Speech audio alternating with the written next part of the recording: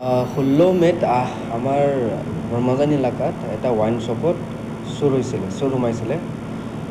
তাৰপিছত আমি তদন্ত কৰিছোঁ। তদন্ত কৰি পেলাই আমি লাষ্টত চোৰক আমি আইডেণ্টিফাই কৰিব পাৰিছোঁ কোন হয়। চ' একৰ্ডিংলি এটা অপাৰেশ্যন লঞ্চ কৰা হৈছে। আমাৰ SDPO Gohpur, OC Helem, officers আৰু OC চুতীয়া চব মিলি পেলাই তেখেতসকলক আৰু বেলেগ চুৰি কাৰ্য কৰিবৰ কাৰণে সিহঁতে আৰু আহি আছিলে আমাৰ ইফালে বিশ্বনাথ ফালে। তেতিয়া আমি ৰাস্তাতে তেখেতসকলক আমি ধৰিলোঁ। 8জন মানুহ আছে তেখেতসকলে, আৰু আমি দুটা গাড়ী, যোনটো গাড়ীৰ পৰা সিহঁতে লৈ গৈছিলে চুৰিৰ দিনাত, সেইটো আমি আনিব পাৰিলোঁ। আৰু যোনটো এটা স্কৰপিঅ' গাড়ী আছে, যোনটো তেখেতসকলে ৰেকি কৰে আগতে 2-3 দিন আগতে ৰেকি কৰি যায়, তেখেতক আমি আনিব কাৰণে সক্ষম হৈছোঁ।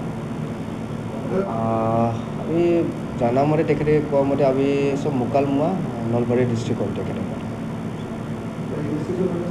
ইনভেষ্টিগেশ্যন এতিয়া চলি আছে। আমি বস্তুটো আমি ৰিকভাৰ কৰিবলৈ সক্ষম হৈছোঁ। 16 মে'ত আমাৰ ব্ৰহ্মজান এলেকাত এটা ৱাইন শ্বপত চোৰ সোমাইছিলে। তাৰপিছত আমি তদন্ত কৰিছোঁ। তদন্ত কৰি পেলাই আমি লাষ্টত চোৰক আমি আইডেণ্টিফাই কৰিব পাৰিছোঁ কোন হয়। চ' একৰ্ডিংলি এটা অপাৰেশ্যন লঞ্চ কৰা হৈছে। আমাৰ SDPO গহপুৰ, OC হেলেম,